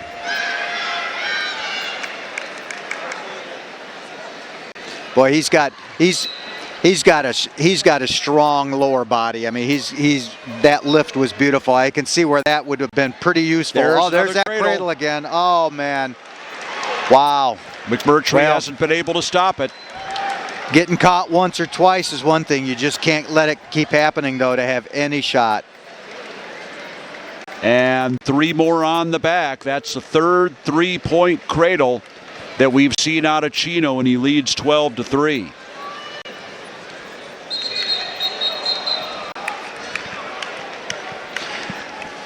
Chino had one close match in this tournament. That was against Matt Nora of Lyons Township in the semifinals, winning that one 5-3. And Nora went on to finish third. Yeah, arguably that was, you could make a case that that would be one of his tougher bouts. Spartak came in ranked first. Nora came in ranked second. And they met in the semis. And Nora, as you said, Nora came all the way back for third. 34 seconds left in the second period. 12-3 the score for Chino. Well, McMurtry needed to beat a couple of ranked kids himself to get to the final, so he certainly earned his way here. He's had a really good tournament. He's just run into a buzzsaw that he wasn't prepared for in this one. Wheaton Warrenville South has never had a state champion. Wow. That was news to me. That's hard to imagine. With as good as they are in all various sports. Well, not one in wrestling, let's put it that way. Well, right.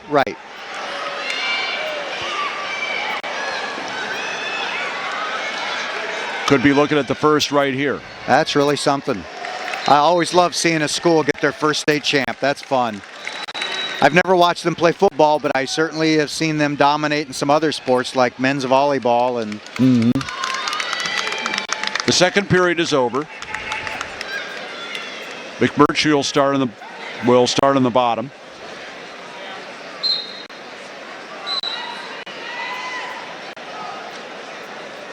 Actually, maybe Chino, I think, will start on top. Looking for that cradle again, but McMurtry's able to stand up. Well, at this point, Chino's just going to keep doing what he was doing, and maybe he can, bring a tech fall out of this. But he's trying. Oh boy, McMurtry needs to be careful. Count. Almost got himself into another count there. We're closing in on tech fall cat territory here. And he did. It's 15-3. One more cradle will end this match. This has been an amazing turn of events. Well, we were talking earlier about how, if you're not used to dealing with the legs and here they come and you're really in trouble. Hey, you can say that about a lot of things, including a cradle. If you're not used to dealing with a tough cradle and it starts showing up in the finals, that's a bummer. I don't know quite what happened here, but it's injury time of some sort for Chino.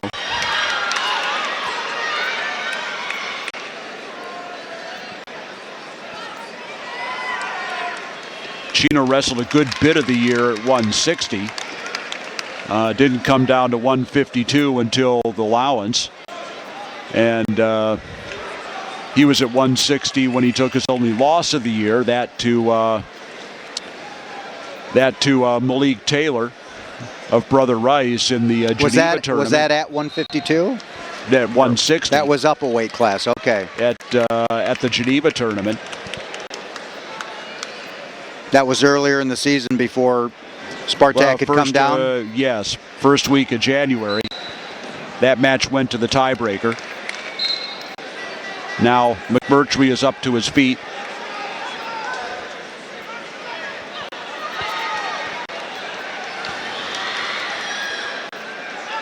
And Chino lets him go.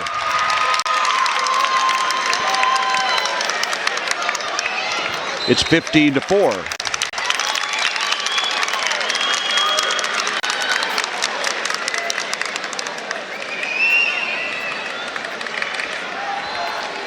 Well, I don't know if Spartak wrenched his neck or just had a bloody nose, but at this point, he just needs 37 seconds to click off without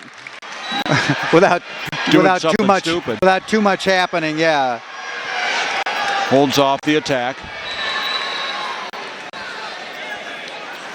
30 seconds left now.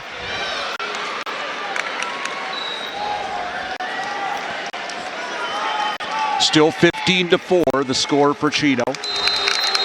And once again, McMurtry pushes him out of bounds, and now Chino is warned for stalling. Hard to be warned for stalling when you scored 15 points. It is amazing, isn't it? And a takedown for McMurtry. But it comes with just 9 seconds left in the match. He lets him go at 16-6.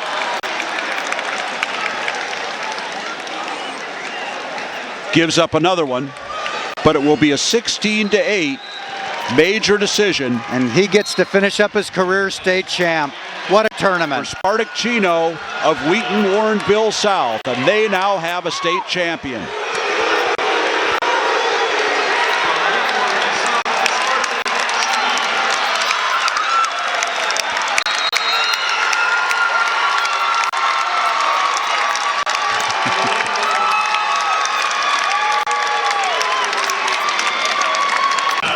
And in the red singlet is Malik Thurman of Proviso West. He's going against Calvin Hill of Manuka.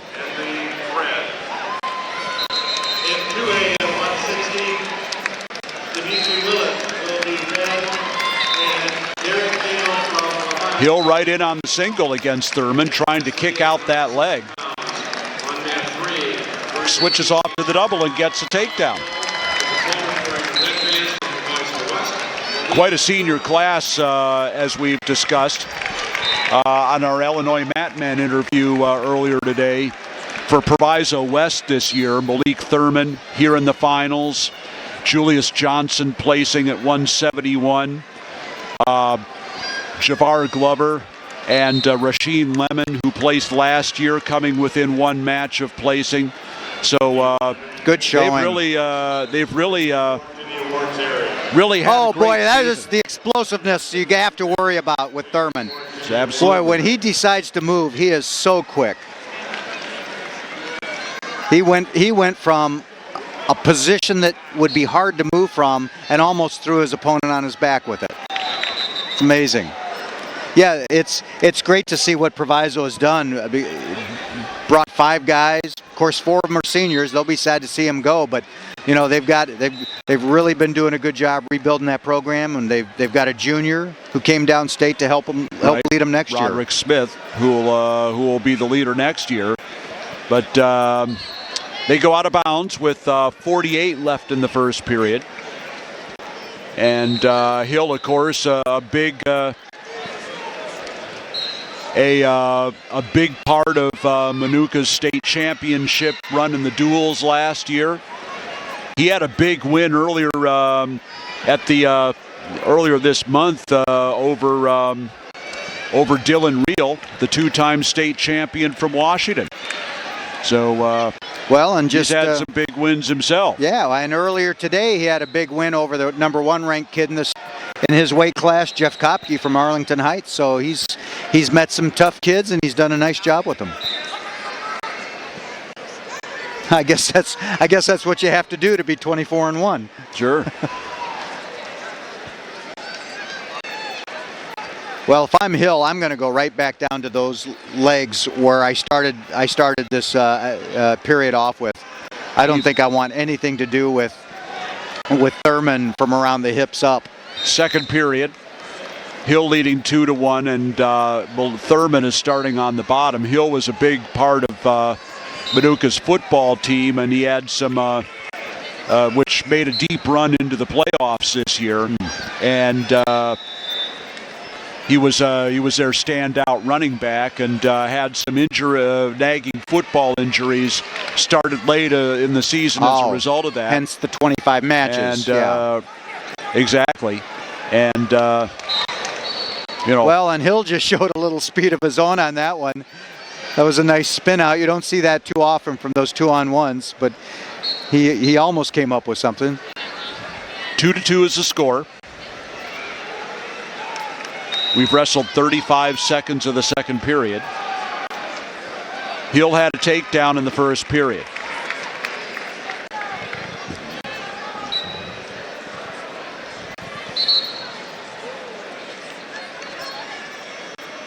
Thurman is 33-4. Had a pair of losses to Willie Anaya, state place winner at that weight, and also to another state qualifier in the other side of the West Suburban Conference, Stephen Kunka of Leiden. Well, and Anaya wrestled all the way back for third place a little earlier today, so he's been battle tested with some good kids. Oh, nice deep shot on Thurman's part, but Hill did a nice job pulling that arm up off his leg. 45 seconds left in the second period as they go off the edge.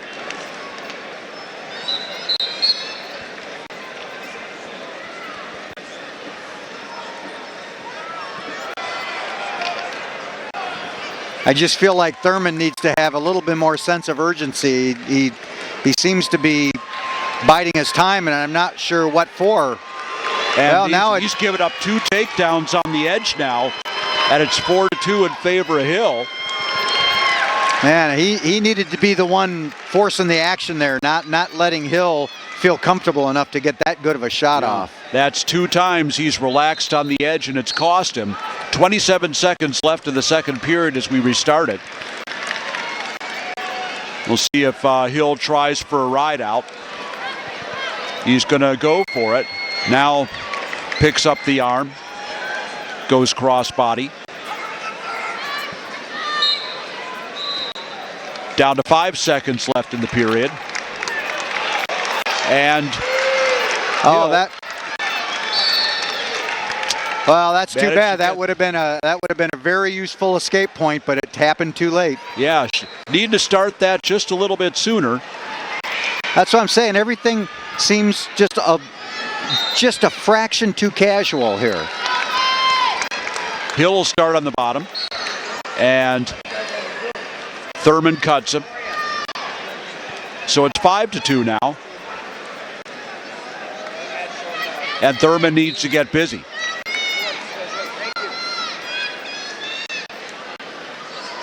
We're at 160 pounds. Calvin Hill of Manuka. He's at state for the 3rd time. He's placing for the 1st time, and he's hoping to win a state championship for the 1st time. He leads 5-2. Reminder, all 152-pound place winners should be in the awards area. Well, I'm not interested in picking a winner here, but I really would like to see Thurman pick up his pace. I mean, he is so explosive. I'd like to see him get after it, and there's no reason why he can't. He has the explosiveness to get 2 takedowns to tie this match up, but he's got to get going on it. We're down to 1:10. 2 escapes is all Thurman has, and this is just about going to wrap this up. Oh, that nice job. Now we saw a little more oomph on Thurman's part there on the edge, and he defended it better.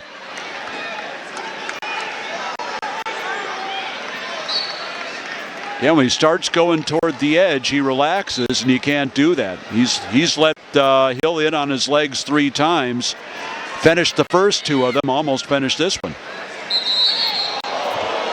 Well, I think they just warned Thurman, who is behind right now. I think they just warned him for stalling just before he made that off mat toss. 50 seconds left on the restart.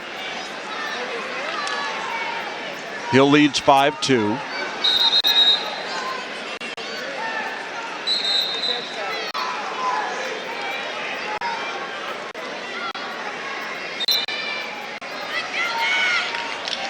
Hope you're enjoying. We're down to we're down to 30 seconds, and now's the time.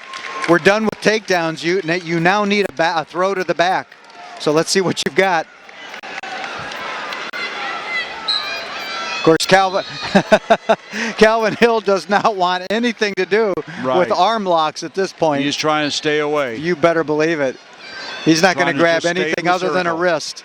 8 seconds left to go. 5, 4, 3, and whistle blows with 3 seconds left.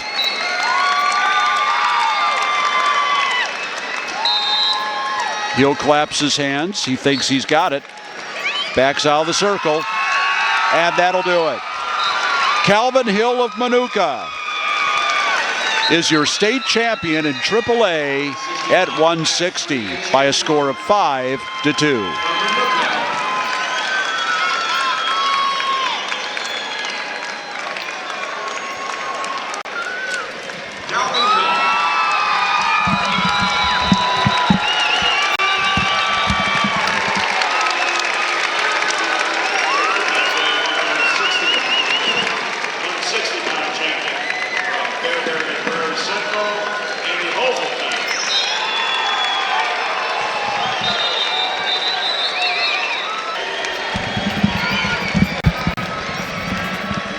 Well, Mark, I think a few thousand people have been waiting for this match for a few months. I'd say so. You know, if you had to pick a winner right now, unfortunately we do not. But if you had to pick a winner right now, you'd say, well, geez, how do you decide? You know, Exactly. they both have had great years. They're both terrific. They're both defending state champs. The only thing you can go on is Congeni's had a little hotter hand at this particular tournament. He has had 3 falls in this tournament. He pinned his way through the Downers Grove North Sectional as well. In fact, the only match he's wrestled in the state tournament series that was not a pin was his 9-0 decision in the regional final. Oh, wow.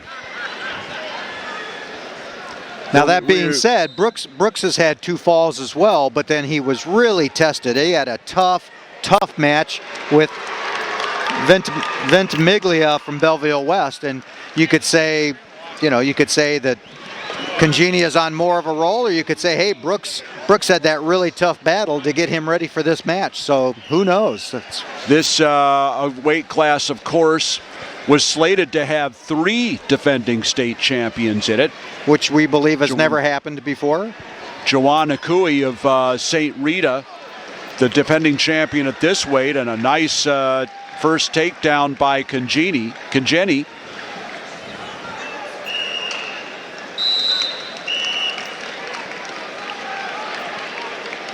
So and it's hard to believe Congeni was a 152-pounder last year. I mean, he is huge. He is a full-sized 171-pounder. Sure. Yeah, so Congeni with the first takedown, throws in the legs. This is where he's really tough. Brooks was the state champion at 160 last year. Congeni, of course, as we said, at 152. Anyway, Akui, due to a disciplinary issue, was unable to be in the field, so he would have been he would have been ranked number 1. He would have been so this match you're seeing here would have been a semifinal otherwise. Instead, it's a state final. 20 seconds left to go in the first period. Congeni of Willowbrook well, leads 2-0. You don't get to pick who you wrestle or when you wrestle them. All you can do is pick to be to be ready to go. And boy, both of these guys have been.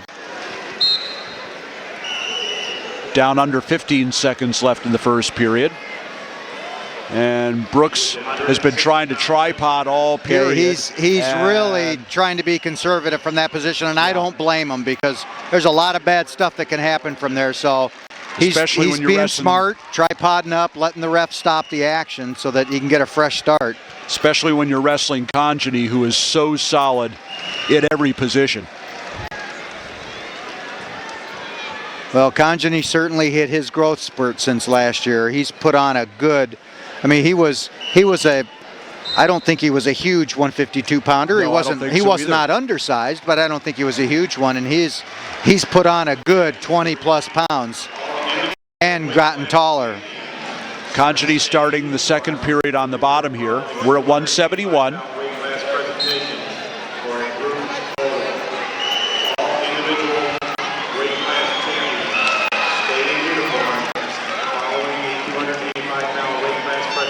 And Congeni is out. It's 3-0.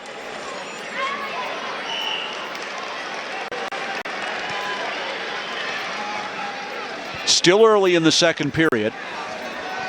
Yeah, Brooks has plenty of skills. I mean, he's got time, and he's got the skills to stay in this match and to get back into it.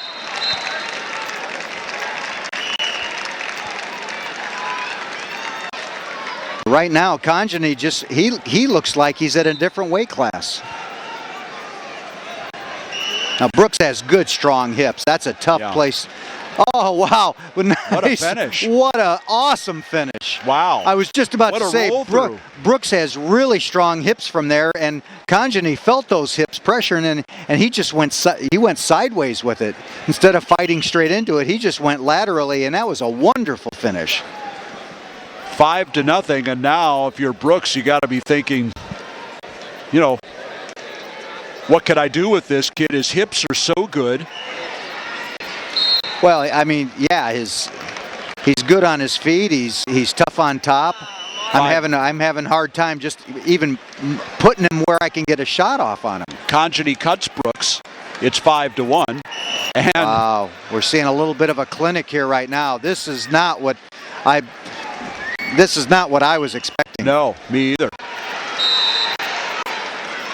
7-1 with the third takedown of the match for Conjany.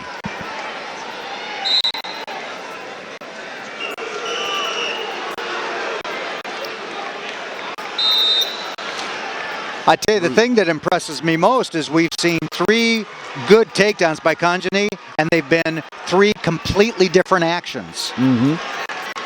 You know, single, high tree chop, a duck out from when he was caught underneath. And now he's getting back points. And then an arm drag. I mean, we've seen 3 completely different types of shots, and he scored with them all, and now back points. 3 on the back, and Conjany is going to take a 10-1 lead into a third period of a match that I don't think any of us saw coming. This is just an old-fashioned whooping. This is really impressive. I mean, this is against a quality wrestler. This isn't a dual meet where you're wrestling somebody who's got a 500 record. This is a quality guy, and he's a nationally ranked wrestler, let's face it. Yeah. And it's 10-1. This is about as impressive of a match that I could have absolutely expected. I could not have expected a match like this. Finally, Brooks is able to finish a shot, but it's now that makes it 10-3, and trying to work across. Well, right now Brooks needs to eat. If he's got turns, great, go use them. But I know he can throw too. He may be at the point now where he just needs to let Conjany up and go upper body and try to throw him, because there's just too many points to make up with takedowns. The escape makes it 11-3. And I think Conjany senses that upstairs is where Brooke wants to go, and right. I think he's doing everything he can to avoid that. They come back to the center. 1:09 is all that remains. Oh, that was smart. Brooks came in down on a knee so that Conjany could not take a quick shot down on an ankle. That was a good way to get into an upper body tie without exposing your lower legs. And Conjany with now, if he does it again, Conjany may just bear hug him and take him straight back. But that was a smart way to get into that for Brooks. 55 seconds on that restart. Conjany gives up the takedown. That makes it 11-5, but we're down to 40 seconds. Kind of looks like the prevent defense here. Well, yeah, that's right. And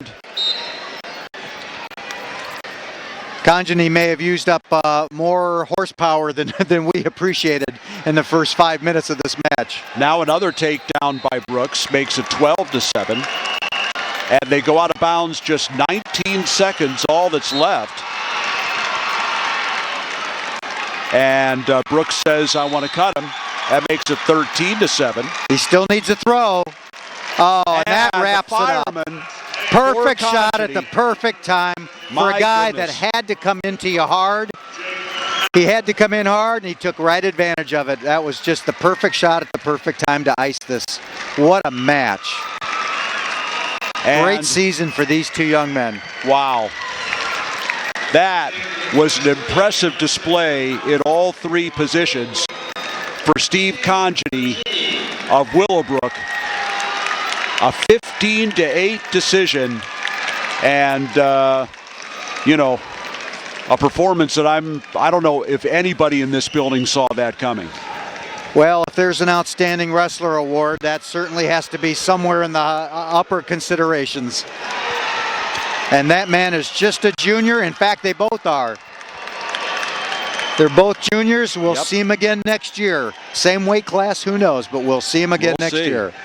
Your skill set that you get from your coaches. And this is a kind of a good example of it, because Brad on top is what I like to call wrestling long. For the fans that follow college wrestling, Penn State has 4 or 5 upper weights that all wrestle long. They're lanky. They're not the prototypical shorter, squatty, powerful builds, and they've mastered how to wrestle long. And Brad on top kind of does that same thing. He uses his length. He drops in on legs. Brad Johnson ground out the rest of that first period, and he takes a 2-0 lead into the second. He'll start on the bottom.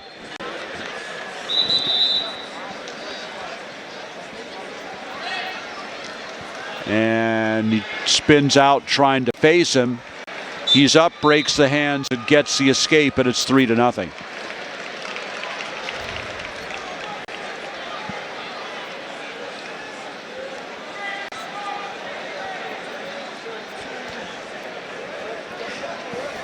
Well, I think the best thing Chris can do in the white singlet is keep those arms tied up and stay in tight on the other guy. The reason for that is Brad is good at using that length, at getting shots in on those legs from out, and he can't stop it. So if you can't stop a shot like that, then you get yourself in a position where he can't make a shot like that, and that is get in there and get underhooks, get elbows, get 2-on-1s. Don't try to wrestle Brad from out, because he's got what you don't from that position. Brad Johnson has ground out a 5-0 lead here.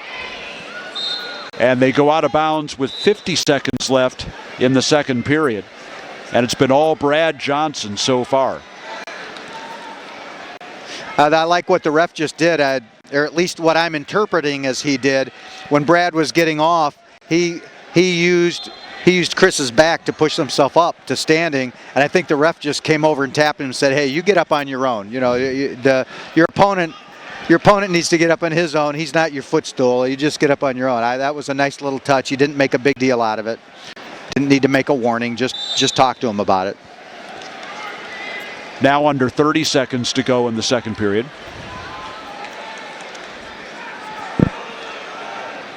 Still 5-0 for Brad Johnson of Lockport. Yeah, at this point, Chris doesn't have any answers for the style that he's getting from Brad. He's having trouble clearing arms from down there. Final seconds of the second period now. When he comes up, legs come in. He can't wrestle him from out. This is a tough situation. He needs he's choosing neutral, which he needs to do. He needs to close the gap right on the whistle and get the upper bodies tied up and try to get a shot off or a throw. There, he's got a 2-on-1 now. He needs to work that. He needs to stay in contact with him.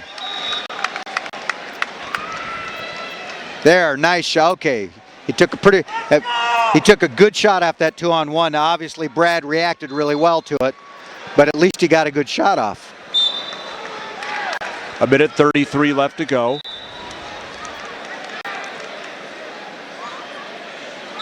Nice reaction by Brad Johnson, and in on the high crotch again, and finishes it 7-0. Boy, when you got those long arms, you don't have to shoot in too deep to get a hold of something that's useful. Man, he made it look easy. Brad Johnson did not lose to another 189-pound wrestler in Illinois this year. Oh, his 3 losses were He does have up. 3 losses. One up at 215 to Josh Marshak, of Schaumburg, who we'll see, and he gives up the escape. It's 7-1 in the 215-pound final. And 2 to Wisconsin wrestlers at the Cheesehead tournament. So he's had a good season. Yeah. 45 seconds left. Well, and Brad, who has the lead, he is the junior. So regardless of how this finishes up, it looks good for him now. But either way, he's back to do it again next year. He had 3 falls heading to the finals, and as he is in on the high crotch again. Works across and gets the takedown. It's 9-1. Well, I don't know how big he is, but it wouldn't surprise me terribly to see him at 215 next year. Possibly. He's a long-rangey kid. I just don't know how heavy he is. The escape makes it 9-2. Johnson actually trailed Joe Lamanna of Schaumburg at one time 8-2 in the semifinal. Battled back and tied it at 12-12 before he pinned Lamanna with 12 seconds left. Yeah, for people that just see the box scores, they see a fall with 10 or 12 seconds left, they think, oh, he was in control of that. Absolutely not. He had to wrestle his heart out to get that, to come back from being well down and to tie it up and then to eventually catch the guy on his back. He had to wrestle his tail off and did a heck of a job making it to the finals, and now state champ. So Lockport has a state champion. It's Brad Johnson, a 9-2 winner. We're now ready for 215 pounds. And in the white singlet, ranked number 1 from the start of the season, junior Josh Marshak of Schaumburg. And he's going against a senior from Lyons Township in the gold and blue singlet, Joe Gonzalez. These guys have been ranked up towards the top of the heap all season long. As you said, Marchak's been ranked 1 all season long. Gonzalez came in ranked number 3 and had to beat the number 2 ranked guy to get to the final. So this is pretty much what you'd expect.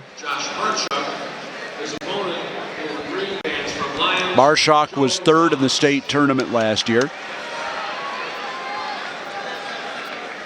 You know, one of the things that's been interesting to watch change over the years is to see bigger guys doing more and more wrestling like little guys. And one of the things that I got a kick out of with Marchak, I mean, here he is, he's a big guy wrestling 215.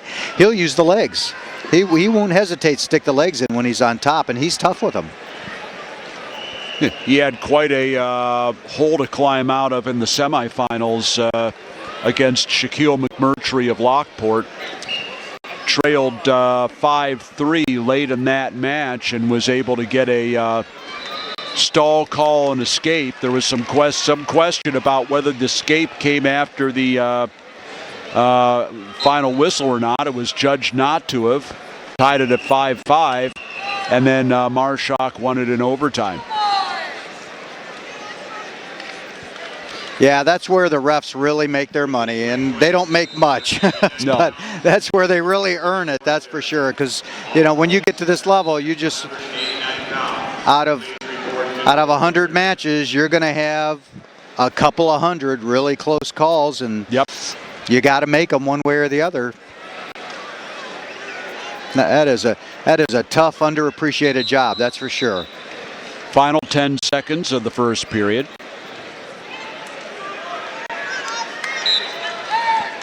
And it will be a scoreless first period.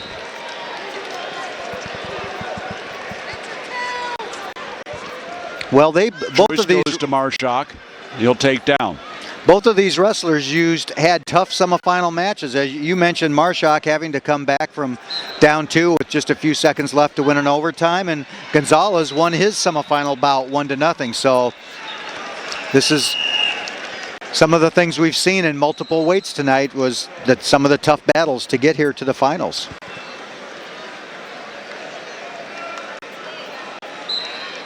Still scoreless here at 215 pounds. Oh, and nice the roll. Oh, he's got right him to the caught. back. Oh, boy, he's got some points. Gonzalez has to be, okay.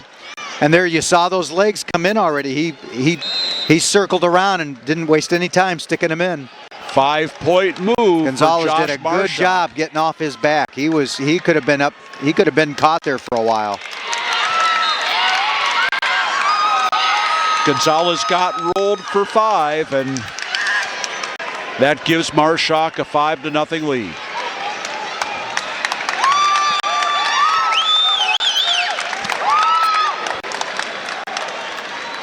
Gonzalez up to his feet.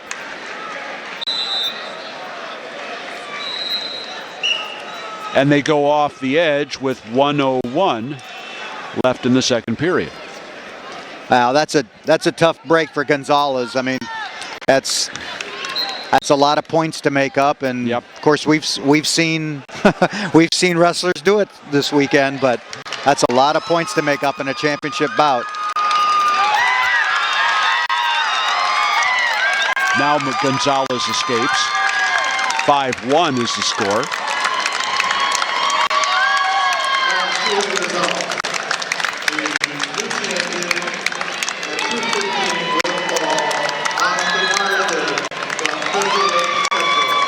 "32 seconds left in the second period as they come back to the center."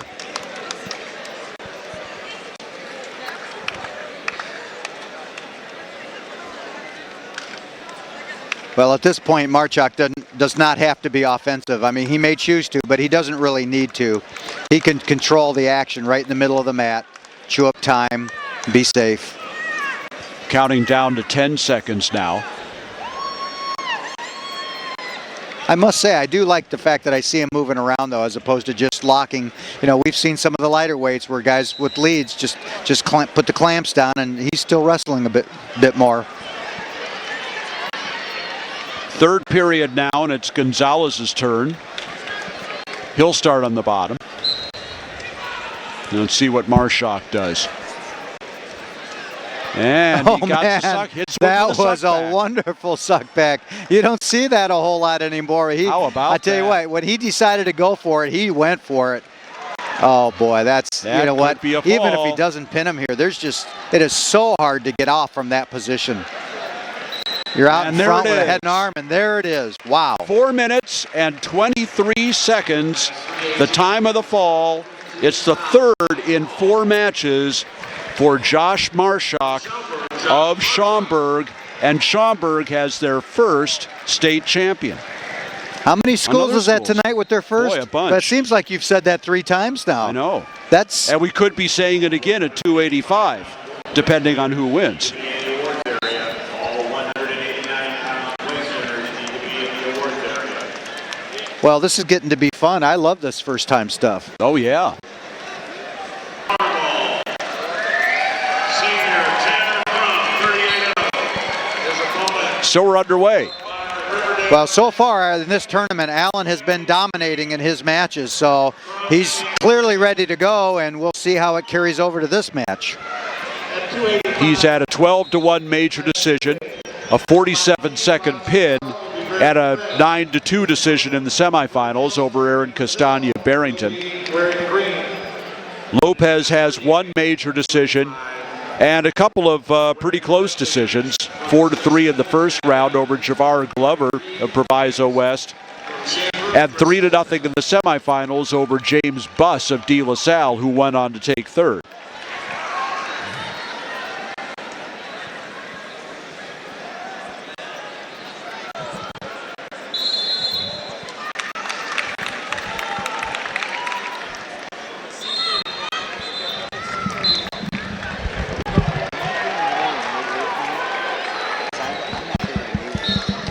No, but that's okay. I can hear what you're saying. Yeah, cool.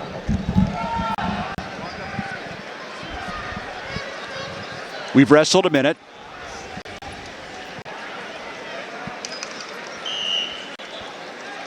Still no score between Allen and Lopez.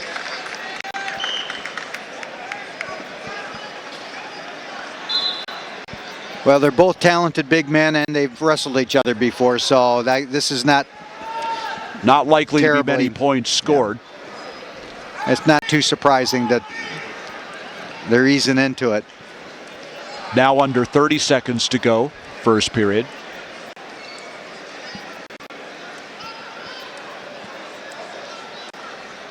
with the 215-pound place winners, please report to the awards area. 215 Jack's younger brother, Brian, report to the awards area. was third at 215, and Brian will likely take Jack's spot at heavyweight next year.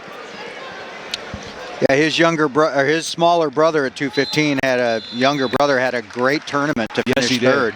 Finished well ahead of his rankings, and he really just kept obviously getting better and better his freshman year. Absolutely. Scoreless first period. Allen will start the second period on the bottom.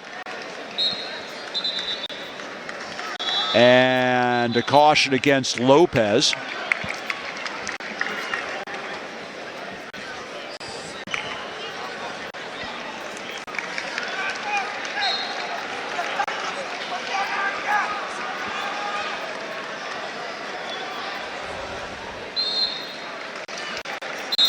Lopez tries Allen tries to sit out.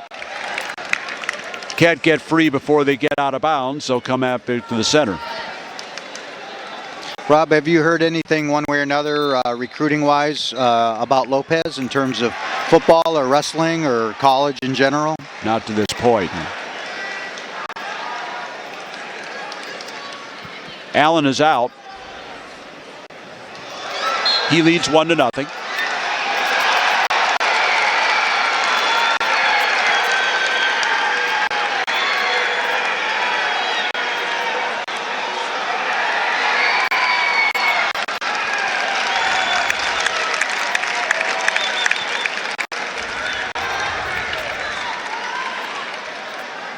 Now down to 1:15. We're in the second period.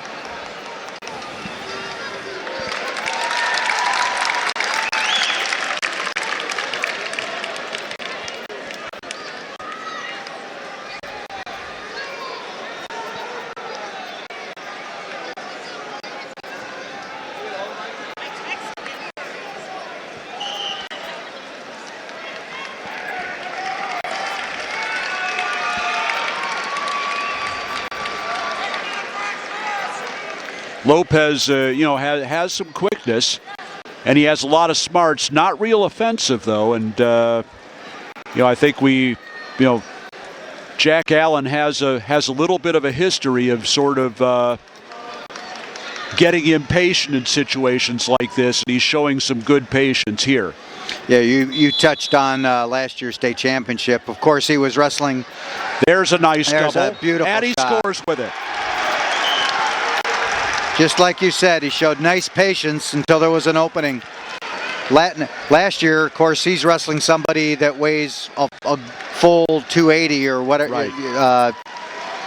285. The Evanston heavyweight was a very large heavyweight, big strapping young man, but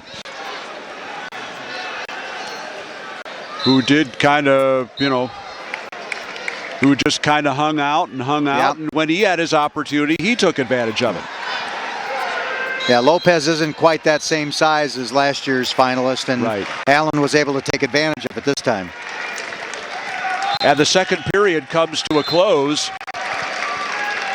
and Jack Allen, 2 minutes away from a state championship. He leads 3-1, and now Lopez will start on the bottom. See how much Lopez tries to do. No, he showed Allen some tries to good do. power and quickness there. 3-2 now the score. Allen with the only takedown of the match on that blast double in the second period.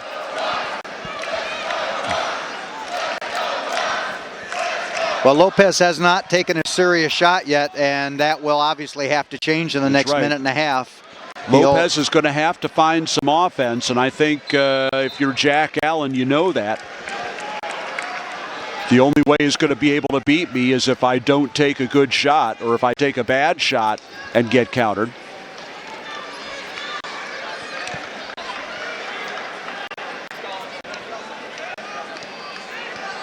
A couple of half shot attempts there by Lopez. Nothing doing. Well, Allen can play the heavyweight positioning game right now. He doesn't need to do anything silly. We're now down to 50 seconds. Still 3-2 for Jack Allen of Hinsdale Central, the two-time state runner-up. And there's especially not a whole lot of pressure on Allen to make any shots, right, when because Lopez isn't making any shots. Lopez has really not shown us any offense. All he has to do is circle in and stay in the middle. After the 285-pound presentation. Now down to 20 seconds. Oh, Whoa, and did the we- low single. Wow, there was some Oh, quickness great. I did not know Lopez had. Where has that been for 5.5 Holy minutes? smokes. I did not see that quickness from him Great. before. Great shot by Lopez and a great kick out by Allen to avoid the trouble. Now down to 10 seconds. Allen trying to stay away.